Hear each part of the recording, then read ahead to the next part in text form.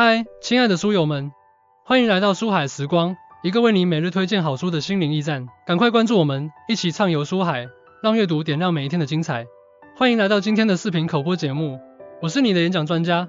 今天我将带领大家深入探讨一本震撼心灵、充满智慧的作品《被伤害与侮辱的人们》，由俄国文学巨匠费奥多尔·陀思妥耶夫斯基创作。这本书不仅是一部文学经典，更是一面反映人性复杂与深邃的镜子。它探讨了人类在面对伤害与侮辱时的脆弱与坚韧，以及在逆境中寻找希望与救赎的艰难旅程。被伤害与侮辱的人们是陀思妥耶夫斯基创作于1861年的重要作品。陀思妥耶夫斯基这位被誉为心理现实主义之父的作家，以其对人类心理的深刻洞察和对社会问题的敏锐观察闻名。他的作品常常揭示人类灵魂深处的挣扎与矛盾，而被伤害与侮辱的人们正是其中的杰出代表。这本书讲述了一群在社会中挣扎求存的小人物，他们在生活的重压下，或被伤害，或被侮辱，却依然在绝望中寻找希望。陀思妥耶夫斯基通过这些人物的命运，揭示了人类在面对不公与苦难时的复杂心理，以及在逆境中寻找自我救赎的可能性。那么，为什么我们要阅读这样一本充满痛苦与挣扎的书呢？它的价值究竟在哪里？首先，这本书让我们直面人性的复杂与真实。在现代社会中，我们常常被各种表象所迷惑，而陀思妥耶夫斯基的作品则像一把锋利的手术刀，剖开社会的肌肤，让我们看到其中隐藏的脓疮与伤痛。这种直面现实的勇气，正是我们今天所需要的。其次，这本书教会我们如何在逆境中寻找希望。书中的角色们虽然身处困境，但他们从未放弃对美好生活的追求。这种不屈不挠的精神，激励着我们在面对生活中的挫折与挑战时，依然保持乐观与坚定。最后，这本书让我们更加珍惜人与人之间的情感联系。在一个充满冷漠与疏离的世界里，陀思妥耶夫斯基通过书中的角色，展示了爱与同情的力量。这种力量不仅能治愈我们内心的创伤，也能让我们在与他人的关系中找到真正的归属感。在开始深入探讨这本书之前，我想先问大家一个问题：在你的生活中，是否也曾经历过被伤害或被侮辱的时刻？当时你是如何应对的？这些经历对你的人生产生了怎样的影响？这个问题或许会引发我们内心深处的某些思考和共鸣。而被伤害与侮辱的人们正是通过一个个鲜活的故事，为我们提供了不同的视角和答案。1. 伤害与侮辱，人性的试金石。在被伤害与侮辱的人们中，陀思妥耶夫斯基通过多个角色的命运，展示了伤害与侮辱对人类心灵的深刻影响。这些角色有的选择反抗，有的选择逃避，还有的在痛苦中逐渐沉沦。陀思妥耶夫斯基认为，伤害与侮辱是人性的一面镜子，能够真实地反映出一个人内心的真实状态。在面对这些负面情绪时，人们的反应各不相同，但大多数人会经历一个从震惊、愤怒到接受、反思的过程。这个过程正是我们认识自我、成长进步的关键。阅读这本书，我们可以学会如何更好地应对生活中的伤害与侮辱。通过观察书中角色的经历，我们可以反思自己的行为和心态，找到更健康的应对方式。例如，当面对不公时，我们可以选择冷静分析，而不是冲动反应；当遭遇侮辱时，我们可以选择宽容与理解，而不是怨恨与报复。书中有一段话深刻地揭示了伤害与侮辱对人类心灵的影响。每个人在受到伤害时，都会感到一种无法言喻的痛苦。这种痛苦不仅仅是身体上的，更是心灵上的。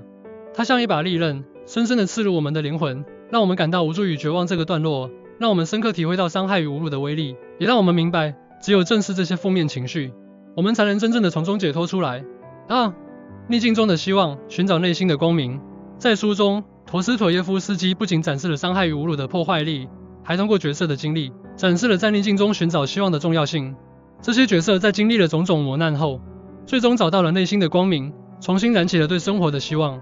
心理学研究表明，逆境是人生的一部分，而如何应对逆境，则决定了我们的人生走向。陀思妥耶夫斯基通过书中的角色，展示了积极心态和坚定信念的力量。这种力量能帮助我们克服困难，找到新的生活方向。阅读这本书，我们可以学习到如何在逆境中保持积极心态。例如，当面对失业、失恋或其他重大挫折时，我们可以选择积极寻找解决方案，而不是沉溺于自怜与绝望。通过学习书中的角色，我们可以找到内心的力量，重新站起来，继续前行。书中有一段话，完美地诠释了逆境中的希望。即使在最黑暗的时刻，我们也要相信光明总会到来，因为只有在黑暗中，我们才能真正看到星星的闪耀。这个段落激励着我们在逆境中保持希望，相信未来会更好。3.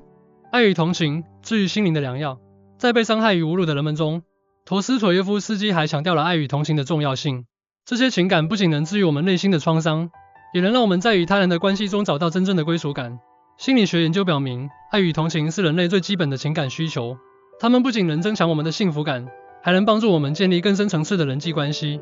陀思妥耶夫斯基通过书中的角色，展示了爱与同情的治愈力量。阅读这本书，我们可以学习到如何更好地表达爱与同情。例如，当朋友或家人遭遇困难时，我们可以选择倾听与支持，而不是批评与指责。通过学习书中的角色，我们可以成为更有爱心、更善解人意的人，从而建立更健康、更和谐的人际关系。书中有一段话，深刻地揭示了爱与同情的治愈力量。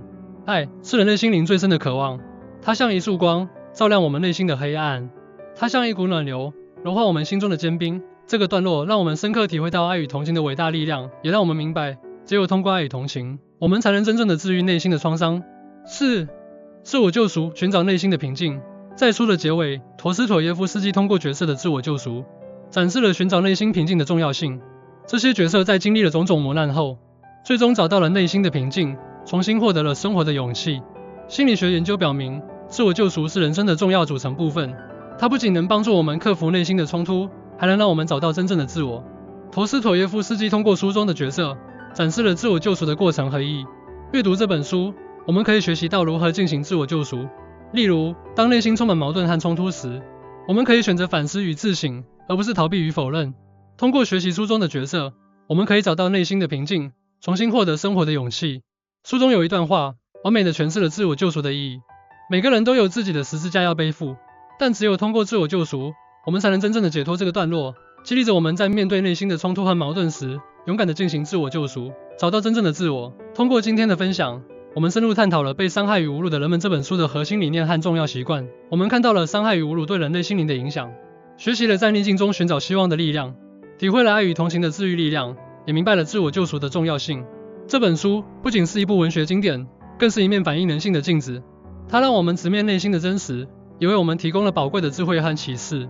现在，我想用书中的一段话来结束今天的分享。即使在最黑暗的时刻，我们也要相信，光明总会到来。因为只有在黑暗中，我们才能真正看到星星的闪耀。希望这段话能激励着我们在面对生活中的挫折与挑战时，依然保持乐观与坚定，相信自己，相信未来，我们一定能找到属于自己的光明。最后，我呼吁大家抽出时间阅读《被伤害与侮辱的人们》这本书，让陀思妥耶夫斯基的智慧成为我们人生旅途中的指南针，指引我们走向更加充实、更加有意义的生活。感谢大家的聆听，希望今天的分享能对你们有所启发。如果你们有任何问题或想法，欢迎在评论区留言，我们一起交流探讨。祝愿大家都能在生活中找到内心的平静与光明。谢谢。